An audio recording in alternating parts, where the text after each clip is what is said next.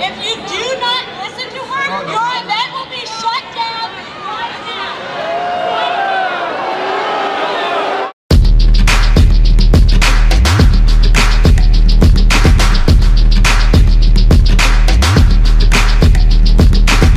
Based on 2012 numbers, it would take 40 years worth of blacks killed by police to equal the total number of blacks murdered by other blacks in a single year.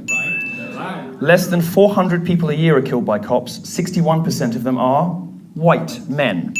32% are black males. Black men are not killed out of proportion when you consider they're much more likely to interact with police. People are killed by police about as often as they're struck by lightning, but I don't see many protests about storms. Black males are 58% of those killed legally by private citizens in self-defense. And you think, aha, we've got you on something. Except 75% of them were killed by other blacks. FBI statistics on murder lay bare the real threat to black lives in America, and that is other blacks. Black men are about 6.5% of the US population, but they commit 52% of all murders. That has dipped to about 40% in recent years.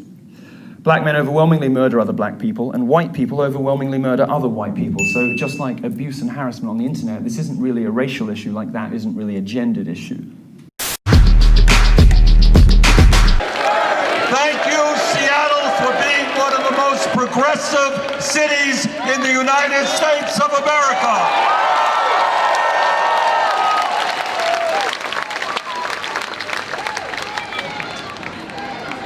Ask him.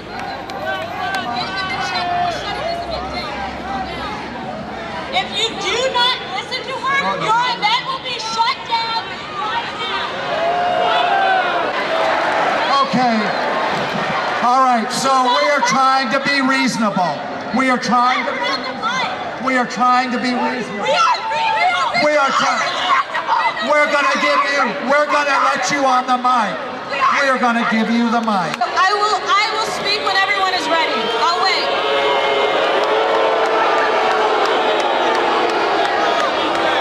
Thank you for showing me how Black Lives Matter. Continue. This is the most liberal that we have. You guys are full of bullshit with your Black Lives Matter. Listen.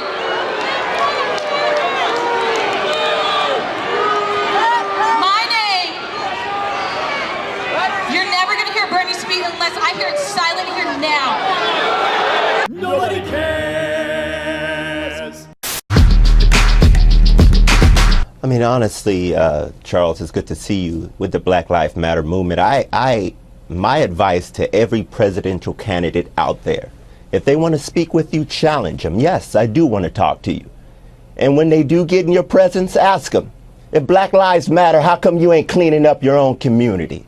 Okay, before you want to talk to me about me running any type of president seat, why are you not cleaning up your own community if Black Lives Matter?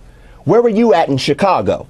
Where were you at in Baltimore? Where were you at in Ferguson last week when Jamila Bolden was shot dead in her own home in that drive-by shooting on Tuesday night? If Black Lives Matter, where are you when this stuff in foolishness is occurring?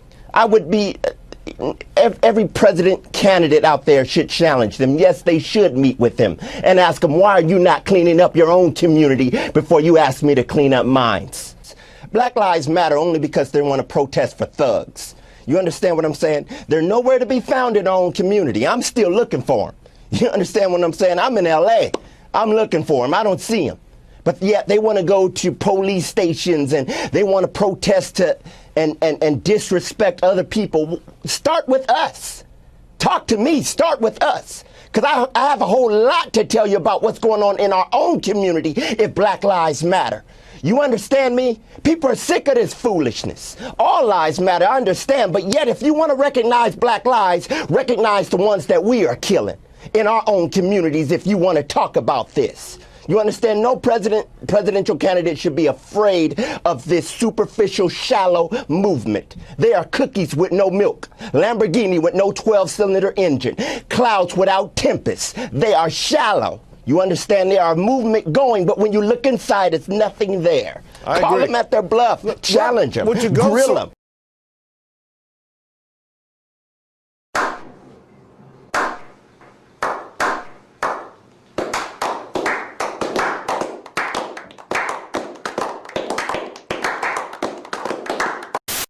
Looking at overall violent crime, blacks are 27% more likely to attack whites than vice versa, and 8 times more likely to attack Hispanics.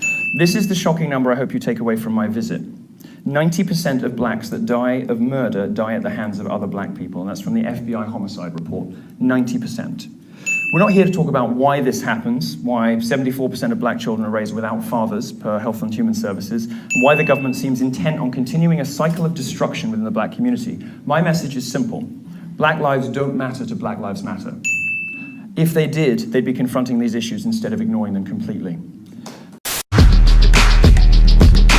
A group called Omaha in Solidarity was formed following incidents of police brutality across the nation.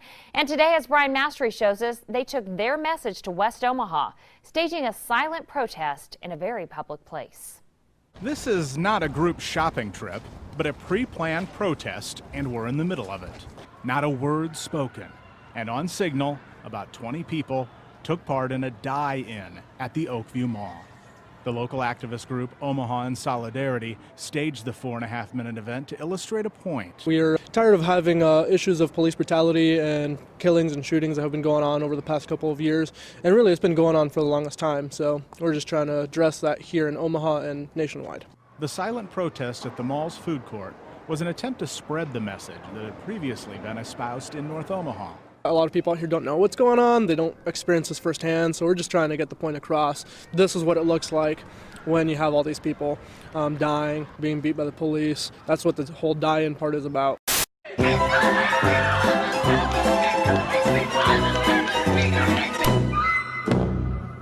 Well, it's just crazy talk. That's ignorance in its purest form. You know, I think we need to rethink this strategy. I don't know why the police even bother policing those demonstrations. They're not protests. Those people advocate for the overthrow of our legally constituted government. Hey, the president says they have a point, Sheriff. Let them fend for themselves. Let the good law-abiding people of New York clash with them for disrupting their lives, disrupting their businesses. Then the police can show up and arrest these subhuman creeps for creating a disturbance. That we can do. If you look at, I would say 99% of all the video stuff that you've seen, where you've seen police brutality and things like that, it's during what? Non-compliance. Right. And what that simply means, I'm 6'8", 390 business pounds. Yeah. I'm light-skinned, I have a beard, I listen to music loud. When I get pulled over, it's never fun. Yeah. It sucks for me. Yeah. Because the cop gets out and goes, huh, because he'll see this sitting there. Yeah. Because I don't want him to go, huh, because he doesn't know. Right. There's a giant tattoo, and he has to investigate to see who I am and what I'm about. Yeah. Hands are on the steering wheel. I ask to do everything. If he asks me to get out of the car, I get out of the car. Right. That's compliance. I don't need your fucking message. No, I was trying to get your message. I'm a reporter. We don't want it. Well, Do you understand? No, the thing is, you're not respecting that there are kids in the circle. These police target our children. Do you understand that? Yeah. I understand what you're saying. No, because white kids don't get killed at 7, 10, or 11-year-old. Right. But that's what. Involved. No, all we asked was the respect and the moment. Then why are to you not doing take it in the a kids. very public place? A very public Because place. when we do it in a private place, we're surrounded. We're surrounded by the police. Right. All we ask is that you not tape because there were children. Right. And you can't even respect that. I'm a journalist. You're the first person to tell me that. You're the first person to mention children. But they said it in the circle. Remember they said in the circle? Remember they said in the circle? No, they did not say that. Yes, they did. Not while I was there. I was asked to leave and I left. And you did leave. Yes. But they also had said when the kids were about to speak, please nobody tape because they're kids. I wasn't there when kids were speaking. There's kids sitting all around, man. But you're in a public place. You have to understand that. Look, I'm a journalist too, okay? All My right. name is Rosa Clemente. I ran for vice president in 2008. I'm gonna break my shit down to you. All right. And I am a journalist and have been for 10 years. Okay. As a journalist, if any mother, white, black, Latino, Asian, whatever, says, please don't tape, because the children become targets on YouTube or whatever by crazy supremacists and crazy people. That was. If you have been there last night when it was all of us drumming and singing and dancing at 2 a.m. in the morning and it was just adults, there wouldn't have been a problem. But you gotta understand this, man. All right. Well, then can I ask you the reason why? So this is why I'm having the conversation with you. I'm just interacting with you so that you understand what we're saying. Yes. When they kill 7-year-old kids, and in Cleveland they pull up in a park and in 1 second kill Tamir Rice, do you think that the police are not putting files on our children? Absolutely. Yeah.